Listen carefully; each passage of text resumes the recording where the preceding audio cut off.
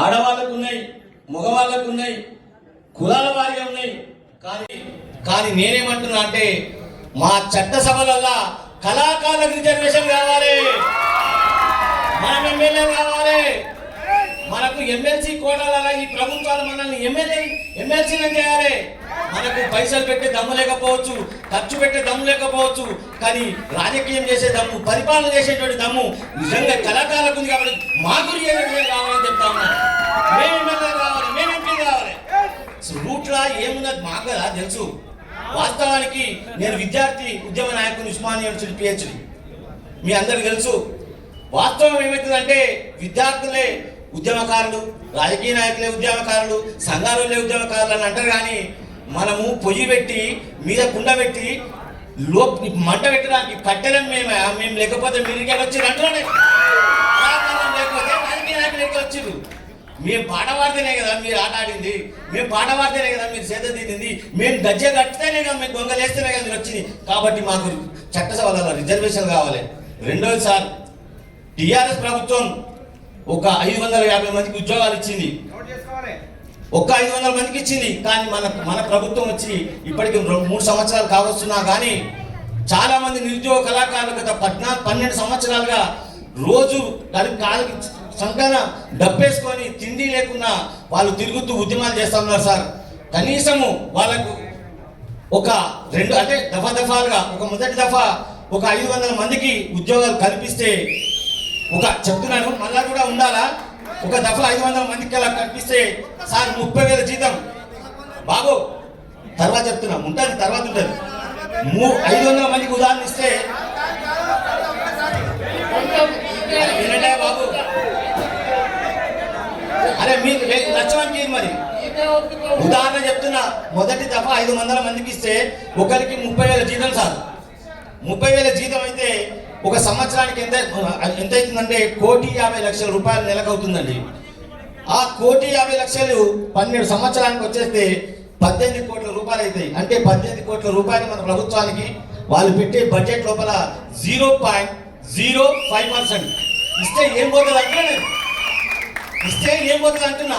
మళ్ళా సంవత్సరం 500 మందికి ఇవ్వండి, మరో సంవత్సరం 500 మందికి ఇవ్వండి. మీరు ఇచ్చే బడ్జెట్ లోపల 0.5% అంటే ఏ శాఖ, మన సంస్కృతి శాఖను కూడా అలా ఇప్పుడు 135 కోట్ల రూపాయలు మన దగ్గర. కాబట్టి దీన్ని మీరు పనులకు తీసుకోవాలా. అదేవిధంగా పెన్షన్లు ఇవ్వాలా, ఆరోగ్య బీమా కల్పించాలా. అన్నిటికంటే ప్రత్యేకమైన డిమాండు నిరుద్యోగ కళాకారులకు ఉద్యోగాలు కల్పించాలా. మాకు చట్టసభల లోపల చట్టసభలో స్థానం కల్పిస్తూ ఒకటి మన మహారాష్ట్ర లోపల, కర్ణాటక లోపల ఫోక్లోర్ యూనివర్సిటీ ఉంటుంది సార్. కానీ మన తెలంగాణలో ఫోక్లోర్ యూనివర్సిటీ లేదు. కాబట్టి ఈ కళాకారులు అందరూ బతకాలంటే, వృత్తి కళాకారులు బతకాలంటే ఒక ఫోక్లోర్ యూనివర్సిటీని ఏర్పాటు చేసి, జానపద అకాడమీని ఏర్పాటు చేసి అందరి జీవితాలలో వెలుగు తీసుకురావాలని చెప్పి మన ప్రభుత్వానికి వేడుకుంటూ, ఖచ్చితంగా ఈ యొక్క విషయాన్ని మీరు ప్రభుత్వానికి చేరవేస్తానని చెప్పి ఈ కమిటీని వేసినటువంటి పెద్దలు కోనరామ్ గారికి, శోభనన్నకు, అన్నగారికి అందరికి కూడా ఉద్యమంగా తెలియజేస్తూ, ప్రజల కొరకు పాటుపడే కళాకారులం, పగలు రాత్రి వెలుగునిచ్చే సూర్య చంద్రులం, జోల పాట పాడి అమ్మ పాట నేర్పెనా,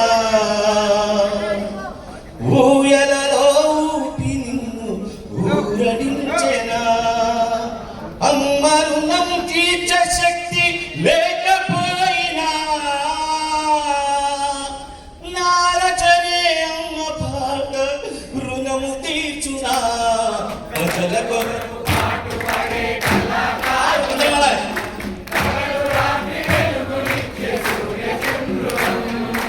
ప్రజల కొరకు పాటుపడే కళాకారులం, ప్రజలకు వెలుగునిచ్చే సూర్య చంద్రులం, జోల పాట పాడి అమ్మ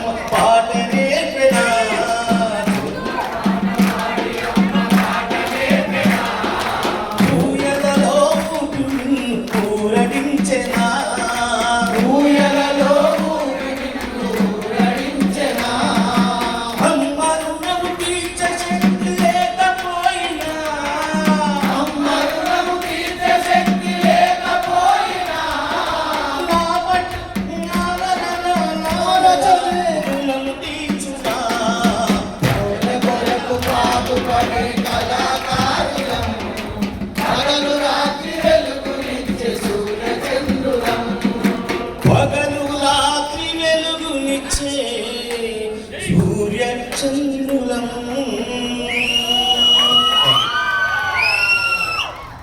థ్యాంక్ యూ. ఒక్క నిమిషం. Thank you ధర్మవంజన్న.